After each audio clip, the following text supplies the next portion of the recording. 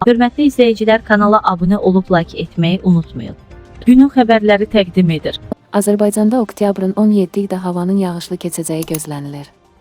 Ajans AS xəbər verir ki, bu barədə Milli Hidrometeorologiya Xidmətindən məlumat verilib.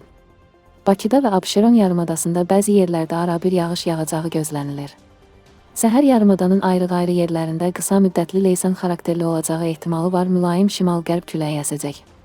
Havanın temperaturu gecə 13, 16, gündüz 18, 21 dərəcə isti olacaq. Azərbaycanın rayonlarında bəzi yerlərdə arabir yağış yağacağı, şimşək çaxacağı gözlənilir. Ayrı-ayrı yerlərdə qısa müddətli leysan xarakterli olacağı, dolu düşəcəyi ehtimalı var, bəzi yerlərdə arabir duman olacaq.